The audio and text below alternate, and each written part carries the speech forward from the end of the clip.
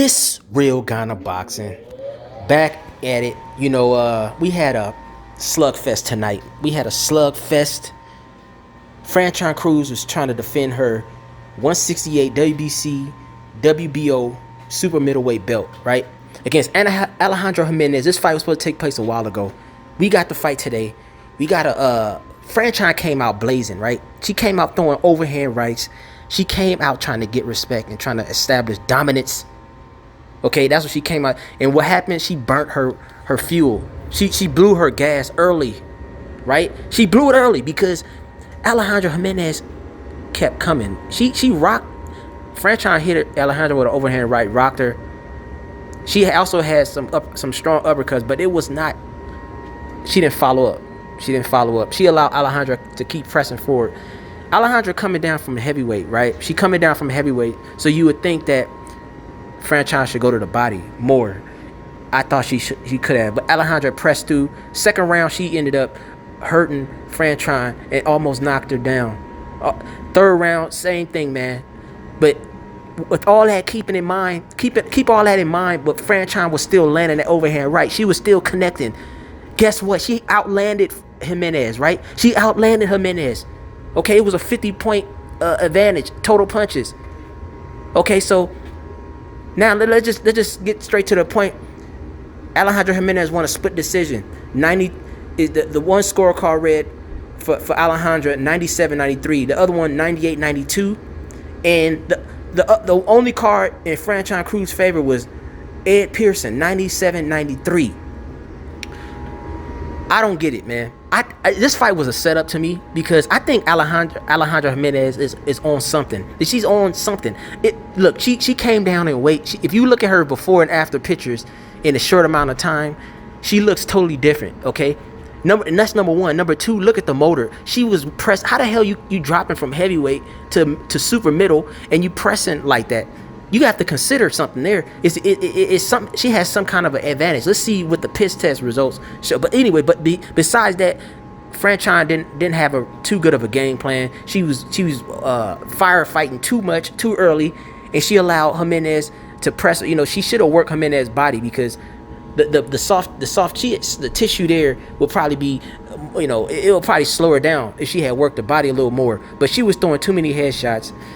Look, I don't care about the ring entrance, man. She had a great ring entrance. I don't care about any of that, dude. Her hair came off, you know what I'm saying? And she was embarrassed some of that. But fuck all that shit. Forget the hair, you know what I'm saying? The fight was out of control, man. Franchon should have had more control over this fight. She got tired and it showed, man. She showed fatigue. And that's why, and in that crowd, they in Texas, right? They in Texas, we all know, man, that's a pro Jimenez crowd. So there's no, in De La Hoya, man, this fool smiling. When Franchon got hurt, he's over there smiling. Bernard Hopkins over there looking like, he's trying to support his fighter, his sister. He's trying to support her. And while De La Hoya is smiling, dude, it's an obvious split. It's an obvious split. This fight, was it a setup? Because I think Alejandra's on the peds. I think the reason why the first fight didn't happen, it has something to do with her getting some shit out of her system, dude. Because there's no way a high-profile promoter like Golden Boy couldn't get Alejandra in the country. Visa issues, when they knew the fight was going to take place ahead of time. Hey, I'm not buying that story. Alejandra Jimenez is on the juice, in my opinion. I don't care what nobody say. That girl motor was on 10 from round 1 to round 10. Round 10, it was on 10. She was eating all the punches. I mean, look, Alejandra, I already know. Look, congratulations to Alejandra, whether she was on it or not. She had a motor. She was definitely going to the body, digging into the body, kept going, taking shots, eating shots, walking right through them. The 10th round, Franchon tossed the wig. Barry Hunter was like, get that shit off. He tossed the wig. She came out and won that 10th round, in my opinion.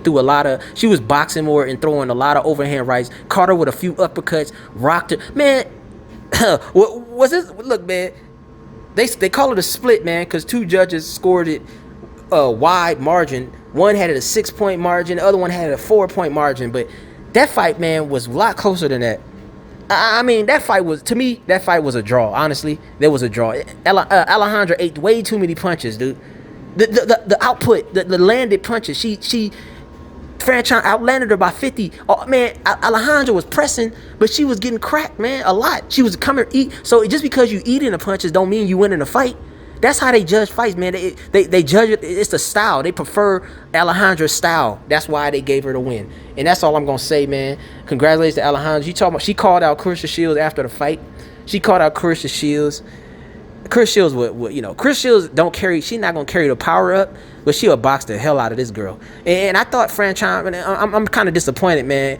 And I thought she would tighten it up, man. She was a little too sloppy for me. This fight was too sloppy. I'm gonna do more reviews on this later on, but this is my initial post-fight review. Alejandra Jimenez wins a split decision. She's a new WBO world super middleweight title. Maybe she can unify with Eileen Serrarus, who has the other 2 belts. I don't know, man. I'm disappointed, man. It was a wild night. Franchon lost her titles and her hair, man. But look, this girl's a warrior. She coming back. She needed the embarrassment, No more weaves in the fight. You don't need that shit, man. When you went natural, you brought the fire came back out. You saw that, right? Man, this real kind of boxing, man.